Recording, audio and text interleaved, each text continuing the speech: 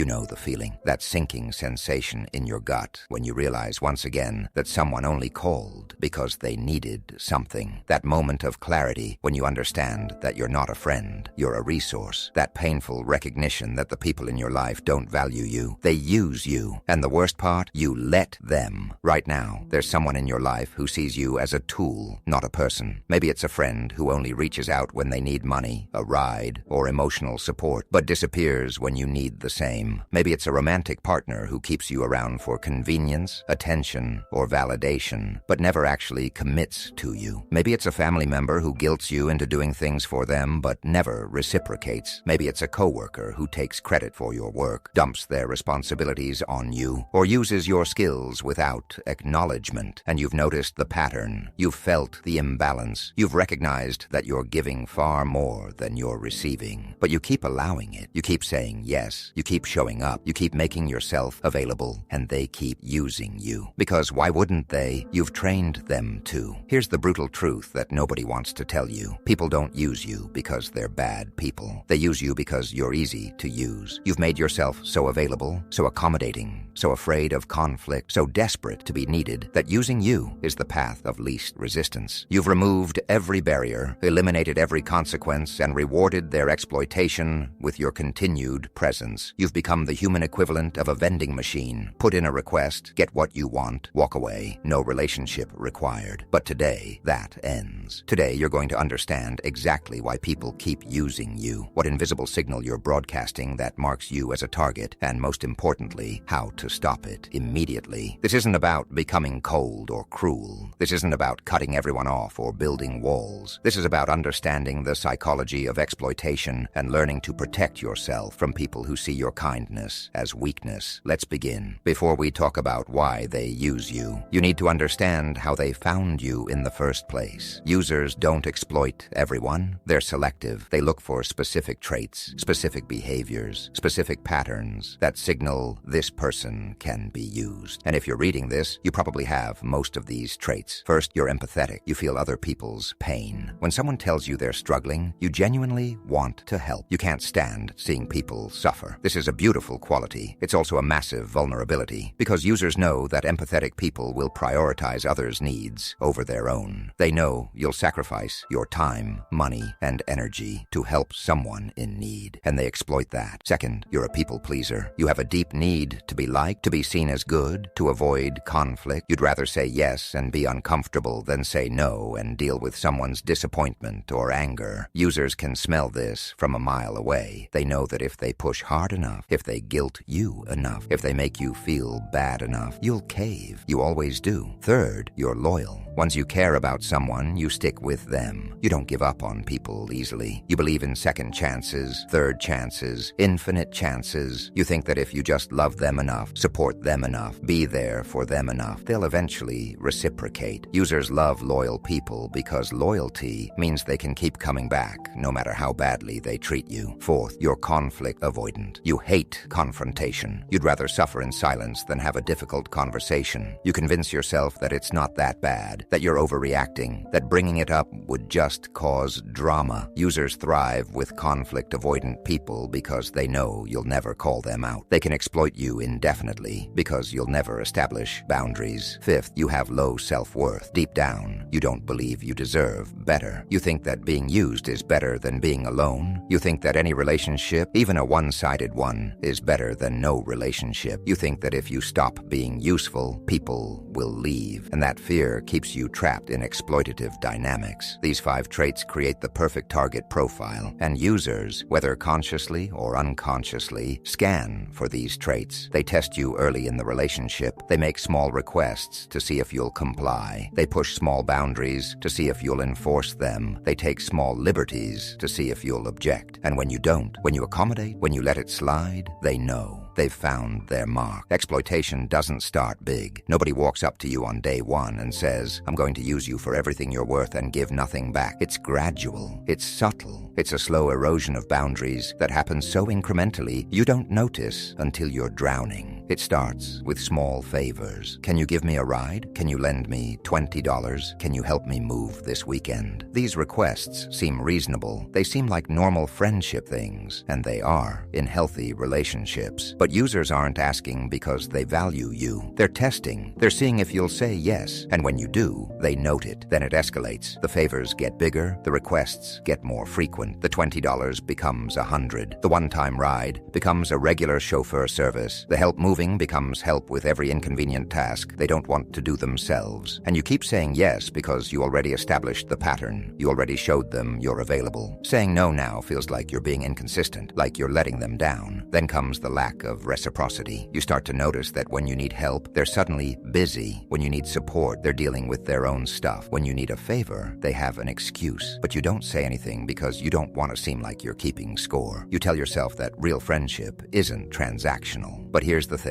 It's not transactional, but it should be reciprocal. And what you have isn't friendship. It's exploitation. Then comes the guilt manipulation. When you finally try to set a boundary, when you finally say you can't help this time, they make you feel terrible. I thought I could count on you. I guess I know where I stand. After everything we've been through, they weaponize your empathy against you. They make you feel like you're the bad guy for having limits. And it works. You apologize. You help anyway. You prove once again that your boundaries are negotiable. Finally comes the entitlement. They stop asking and start expecting. They don't say, "Can you help me?" anymore. They say, "I need you to do this." They don't thank you anymore because in their mind, this is just what you do. You've become a function in their life, not a person. You're the person who gives rides, lends money, provides emotional support, solves problems. That's your role, and they've stopped seeing you as anything else. This is the pattern, and if you're honest with yourself, you can see it in at least one relationship in your life right now. Maybe multiple relationships. You've been slowly trained to accept less and less while giving more and more. And the worst part, you did it to yourself. Now let's talk about the uncomfortable part. Why do you allow this? Why do you keep saying yes? Why do you keep accepting treatment that you know is wrong? Because understanding why you allow it is the first step to stopping it. The first reason is fear of abandonment. You're terrified that if you stop being useful, people will leave. You've internalized the belief that your value comes from what you do for others, not from who you are. So you keep doing, keep giving, keep sacrificing, because you think that's the only thing keeping people in your life. But here's the truth. People who only stay because you're useful aren't people worth keeping. They're not in your life because they value you. They're in your life because they use you. And when you're no longer useful, they'll leave anyway. The second reason is the sunk cost fallacy. You've already invested so much time, energy, and resources into these relationships. You've already helped them so many times. You've already been there through so much. Walking away now feels like all of that was wasted. So you stay, hoping that eventually your investment will pay off, that eventually they'll reciprocate, that eventually it will balance out. But it won't, because users don't suddenly become givers. They just find new ways to take. The third reason is identity. Being helpful, being there for others, being the reliable one, that's become part of your identity. It's how you see yourself. It's how others see you. Changing that feels like losing yourself. You think, if I'm not the person who always helps, who am I? But you're confusing your identity with your behavior. You can still be a kind, helpful person without being a doormat. You can still support others without sacrificing yourself. The fourth reason is guilt. You've been conditioned to feel responsible for other people's problems, emotions, and needs. When someone is struggling and you don't help, you feel guilty. When someone is disappointed in you, you feel like you've failed. This guilt is so powerful that you'll endure exploitation just to avoid feeling it. But that guilt is manufactured. It's not real responsibility. You're not responsible for fixing everyone's problems. You're not obligated to sacrifice yourself for others' comfort. The fifth reason is hope. You keep hoping that if you just give a little more, if you just prove your loyalty a little more, if you just show them how much you care a little more, they'll finally see your value and treat you better. But hope without evidence is delusion. If someone has shown you repeatedly through their actions that they don't value you, believe them. Stop waiting for them to change. They won't. Let's talk about what this pattern is actually costing you. Because it's not just your time or money, it's much deeper than that. First, you're losing your self-respect. Every time you say yes when you want to say no. Every time you accept treatment you know is wrong. Every time you let someone cross a boundary, you lose a piece of your self-respect. You start to see yourself as weak, as a pushover, as someone who doesn't deserve better. And that self-perception perception becomes a self-fulfilling prophecy. Second, you're losing your energy. Being used is exhausting. You're constantly giving, constantly accommodating, constantly putting others first. You have nothing left for yourself. You're running on empty, wondering why you're always tired, always stressed, always overwhelmed. It's because you're pouring from an empty cup. You can't sustain this forever. Third, you're losing opportunities. Every hour you spend helping someone who doesn't appreciate you is an hour you could have spent on your own goals, your own growth, your own relationships with people who actually value you. Every dollar you lend to someone who never pays you back is a dollar you could have invested in yourself. You're sacrificing your future for people who don't care about your present. Fourth, you're losing authentic relationships. When you're always in the role of giver, helper, supporter, you never get to be vulnerable. You never get to receive. You never get to be fully human in the relationship. And that means you never experience real intimacy, real connection, real friendship. You have a collection of one-sided transactions, not relationships. Fifth, you're losing yourself. You've become so focused on meeting everyone else's needs that you've forgotten your own. You don't know what you want anymore because you've spent so long prioritizing what others want. You don't know who you are outside of being useful. You've lost touch with your own desires, dreams, and identity. This is the real cost, and it's too high. You're sacrificing your life, your happiness, your potential for people who wouldn't do the same for you. And it has to stop. How to stop being used. The Machiavellian strategy. Now let's get tactical. How do you actually stop this pattern? How do you go from being used to being respected? It's not easy, but it's simple. And it starts with one word. No. Step 1. Start saying no without explanation. This is crucial. When someone asks you for something and you don't want to do it, you say, "No, I can't," not "no." Because just no. You don't owe anyone an explanation. Explanations are just opportunities for them to argue, to guilt you, to find a way around your boundary. No is a complete sentence. Use it. Step 2. Stop being available 24/7. You don't have to respond to every text immediately. You don't have to answer every call. You don't have to drop everything when someone needs you. Create space. Create distance. Let people experience what it's like when you're not constantly available. This does two things. It shows them you have a life outside of serving them,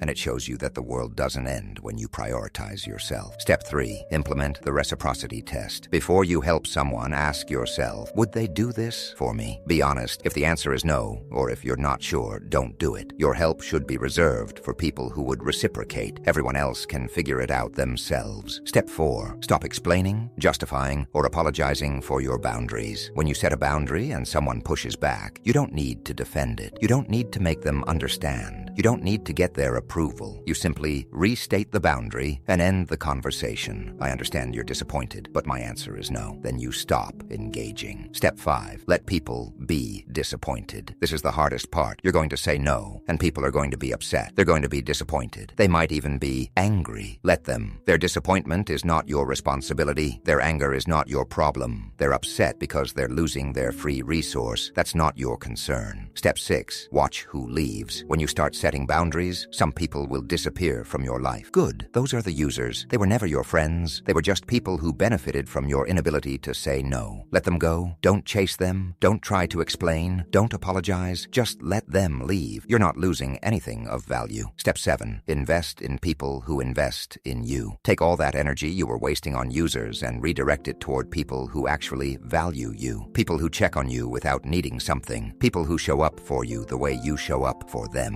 People who respect your boundaries. Those are your people. Give them your time, your energy, your support. Let me prepare you for what's going to happen when you start implementing these strategies. Users don't give up easily. They're going to try to pull you back in. Here's what to expect. First, they'll test you. They'll make a request to see if you've really changed, or if this is just a temporary mood. When you say no, they'll be surprised. They might even respect it initially, but they'll try again soon to see if your boundary holds. Second, they'll escalate. When simple requests don't work, they'll create bigger emergencies. Suddenly, everything is urgent. Everything is a crisis. Everything requires your immediate help. They're trying to trigger your guilt and empathy. Don't fall for it. Real emergencies are rare. Most of what they're calling emergencies are just consequences of their own poor planning or decisions. Third, they'll guilt trip you. I thought we were friends. I've always been there for you. I can't believe you're being so selfish. They're trying to make you feel like you're the bad guy for having boundaries. Remember, people who truly care about you will respect your boundaries. People who guilt you for having boundaries only care about what you can do for them. Fourth, they'll try the victim card. They'll tell you how hard their life is, how much they're struggling, how they have nobody else. They're trying to trigger your empathy and your savior complex. But here's the thing. Their struggles are not your responsibility. You can have compassion without sacrificing yourself. You can care without carrying their burdens. Fifth, they'll get angry. When nothing else works, they'll lash out. They'll call you selfish, cold, a bad friend. They'll tell you that you've changed, that you're not the person they thought you were. Good, you have changed. You've stopped being a doormat, and if they can't handle that, they can leave. Sixth, they'll disappear, and this is when you know you've won. When they realize they can't use you anymore, they'll move on to someone else. They'll stop calling, stop texting, stop reaching out, and you'll feel a mix of emotions: relief, sadness, maybe even guilt, but mostly you'll feel free. Once you've removed the users from your life, you need to rebuild. You need to establish new patterns, new boundaries, new standards for how people are allowed to treat you. Here's how. First, define your non-negotiables. What behaviors will you absolutely not tolerate? What are your deal breakers? Write them down. Make them clear in your own mind. These are your boundaries, and they're not up for discussion or negotiation. Second, communicate your boundaries early. Don't wait until someone has already established a pattern of using you. In new relationships, make your boundaries clear from the beginning. Show people through your actions that you have limits, that you value your time, that you expect reciprocity. Third, enforce consequences. Boundaries without consequences are just suggestions. If someone crosses a boundary, there needs to be a consequence. Maybe it's reduced contact. Maybe it's ending the relationship. Maybe it's simply not helping them next time they ask. Whatever it is, follow through. Show them that your boundaries are real. Fourth, practice self-care. You've spent so long taking care of everyone else that you've neglected yourself. Start prioritizing your own needs, your own rest, your own goals, your own happiness. This isn't selfish. This is necessary. You can't pour from an empty cup. Fifth, surround yourself with givers, not takers. Pay attention to how people treat you. Do they ask about your life or only talk about theirs? Do they show up for you or only when they need something? Do they respect your time or assume you're always available? Choose people who give as much as they take. Machiavelli understood something fundamental about human nature. People don't respect what they can easily access. They don't value what costs them nothing. They don't appreciate what's always available. This applies to resources, to power, and to people. When you make yourself too available, too accommodating, too willing to sacrifice yourself, you don't become more valuable. You become less valuable. You signal that your time doesn't matter, that your energy is unlimited, that your needs are secondary, and people treat you accordingly. But when you establish boundaries, when you say no, when you prioritize yourself, something shifts. People start to respect you, not because you're being difficult, but because you're showing them that you value yourself. And if you value yourself, they should too. This isn't about being cold or selfish. This is about understanding that healthy relationships require boundaries. That respect requires reciprocity, that you can't help others if you're destroying yourself in the process. The people who truly care about you will respect your boundaries. They'll appreciate that you have limits. They'll value your help more because they know it's not unlimited. The people who get angry at your boundaries were never your friends. They were just users who are upset that their free resource is no longer available. Here's what I want you to do right now. Think about the people in your life who are using you. You know who they are. You've known for a while. You've just been avoiding admitting it. Make a list. Write down their names. Write down how they use you. Write down how it makes you feel. Look at that list and make a decision. Are you going to continue allowing this, or are you going to stop it today? If you're ready to stop, here's your action plan. For the next 30 days, implement the strategies we discussed. Say no without explanation. Stop being constantly available. Test for reciprocity. Set boundaries and enforce them. Let people be disappointed. Watch who leaves. It's going to be uncomfortable. You're going to feel guilty. You're going to question yourself. You're going to wonder if you're being too harsh, but push through. Because on the other side of that discomfort is freedom. On the other side of that guilt is self-respect. On the other side of those lost relationships are authentic connections with people who actually value you. This is why they keep using you. Because you let them. Because you've made it easy. Because you've prioritized their comfort over your own well-being. But that ends now. Today, you take back your power. Today, you establish boundaries. Today, you stop being used. If you're ready to stop being a doormat, if you're ready to demand respect, if you're ready to prioritize yourself for once, comment below. I choose myself, not as a selfish declaration, but as a promise that you will never again sacrifice your worth for someone else's convenience. Like this video if you're done being used. Subscribe if you're ready to learn more about setting boundaries and protecting yourself from toxic people. Because this isn't about becoming cold. This is about becoming strong. This is about recognizing your value and refusing to accept anything less than respect. They keep using you because you let them, but not anymore. Welcome to your power. Welcome to your boundaries. Welcome to a life where you're valued, not used.